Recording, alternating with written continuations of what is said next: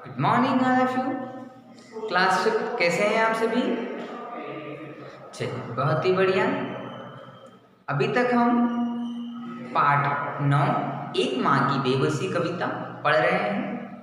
एक माँ की बेबसी कविता से पहले हमने कविता का परिचय पढ़ चुके थे। पेज नंबर 68 पर जो लिखा है वह हम उसको कंप्लीट कर चुके हैं। ठीक है, मैं एक बार और आपको ध्यान दिला दूँ, याद दिला दूँ कि 14 तारीख से हमारे हाफ ईयरली एग्ज़ाम शुरू होने वाले हैं।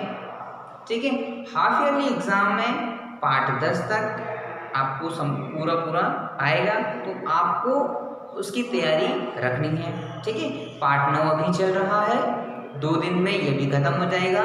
फिर अगले हफ्ते में हम लोग पार्ट 10 भी पढ़ेंगे, वह भी अगले हफ्ते तक वो भी ख़त्म हो जाएगा। मतलब यह महीना ख़त्म होते होते हमारा पूरा सिलेबस भी कंप्लीट हो जाएगा और फिर दिसंबर से हमें एग्ज़ाम तक रिवीजन ही करना है। ठीक है, तो आप अपनी तैयारियां अभी से शुरू कर दें। ठीक है, चलिए कविता पढ़ते हैं पेज नंबर 69 पर।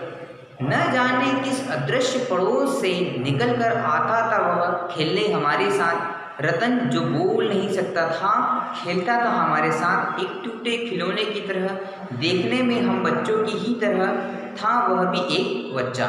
ठीक है, अब कवि कह रहा है कुंवर नारायण कि न जाने किस अदृश्य पड़ोस से निकल कर आता था वह खेलने हमारे साथ। रतन नाम का जो लड़का था वह पड़ोस में ही या तो किसी मोहल्ले से, दूसरे मोहल्ले से आता हो या उसी मोहल्ले से आता हो, लेकिन वह लेखक के साथ में और बच्चों के साथ में खेलने के लिए आता था। रतन जो बोल नहीं सकता था, अब रतन जो था वो बोल नहीं सकता था, है ना, वो बोलता नहीं था, सिर्फ उनके साथ में खेलता था।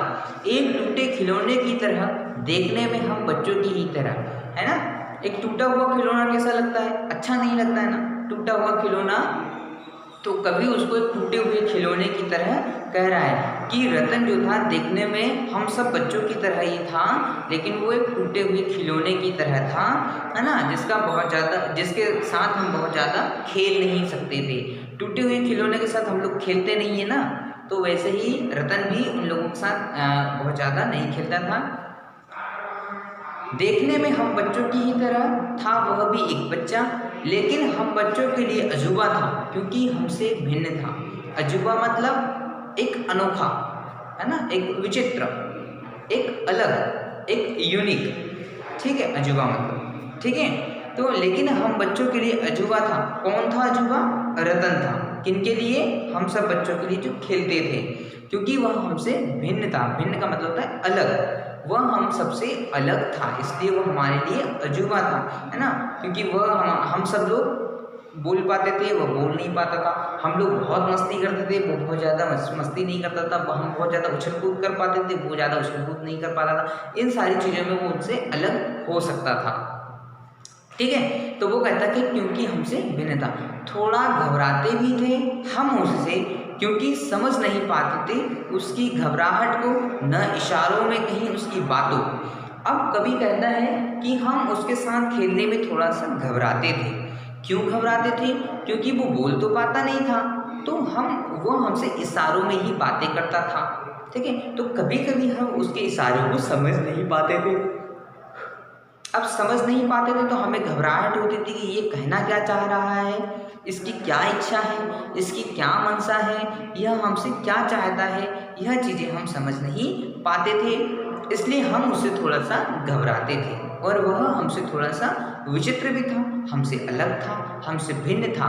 तो हमारे बीच में तालमेल जमाने में भी समय लगा, है ना।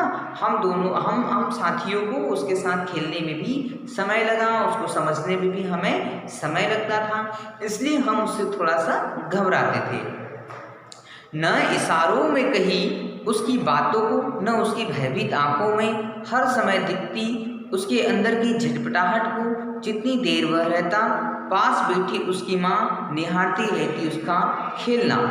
अब वो कहता है कि क्योंकि समझ नहीं पाते थे उसकी घबराहट को, न इशारों में कही उसकी बातों को, न उसकी भयभीत आंखों में हर समय दिखती उसके अंदर की झटपटाहट को। जितना देर वह रहता पास बैठी उसकी माँ निहारती रहती उसका खेलना। अब हम उसको समझ नहीं पाते थे, उसको महसूस नहीं कर पाते थे, उसकी झटपटाहट को नहीं महसूस कर पाते थे, उसके इशारों को नहीं समझ पाते थे कि वह हमसे क्या कहना चाहते थे, उसके अंदर की तकलीफ को हम नहीं महसूस कर पाते थे, है ना। न उसकी भयभीत आंखों में हर समय दिखती उसके अंदर की झटपटाहट। अब उसकी आंखें भी हमसे डरती थी, है ना, वह हमसे डरता था। क्यों डरता था? क्योंकि वह हमसे अलग था, तो उसको ऐसा लगता था कि हम कहीं उसको भगा नहीं दे खेलते समय, हम उसको डांट नहीं दे खेलते समय, या हम उसे अपने से अलग नहीं करते खेलते समय, तो वह इस बात से भी हमसे डरता था। लेकिन हम उसकी आंखों में जो डर था, उसकी आंखों में जो भय था, उसकी आंखों में जो भयपन था, उसको हम महसूस नहीं कर पाते थे, उसे हम समझ नहीं पाते थे। उसके अंदर की झटपटाहट, वो झटपटाता था, अंदर ही अंदर कुंद रहता था, अंदर ही अंदर घबराता था, तो उसकी हम घबराहट को समझ नहीं पाते थे। जितनी देर वह रहता पास बैठी उसकी माँ, वो जितनी देर भी हमारे साथ खेलता था, तब उसकी माँ उसके पास में बैठी रहती थी, है ना, उसकी माँ उसको खेलते हुए देखती रहती थी, निहारती रहती उसका खेलना। उसकी माँ, जब वो बच्चा खेलता था, रतन जब खेलता था, तो उसकी माँ उसको निहारती रहती थी, उसको देखती रहती थी। अब जैसे जैसे कुछ बेहतर समझने लगा हूँ, उनकी भाषा जो बोल नहीं पाते हैं याद आती है। रतन से अधिक उसकी माँ की आंखों में झलकती उसकी बेबसी, है ना। अब कभी क्या कहता है कि निहारती रहती उसका खेलना। अब जैसे जैसे कुछ बेहतर समझने लगा हूँ, वो कहता है कि कभी कहता है कि अब मैं जैसे जैसे बड़ा हो रहा हूँ, जैसे जैसे मेरी उम्र बड़ी होती जा रही है, तब मैं समझने लगा हूँ, तब मुझे समझ में आता है कि हमारे साथ में जो रतन खेलता था, हमारे साथ में जो रतन खेलता था, वो उसकी भाषा क्या रही होगी, या उसकी माँ की बेबसी क्या रही होगी। उसकी माँ की बेबसी का मतलब होता है परेशानी या मजबूरी, है ना।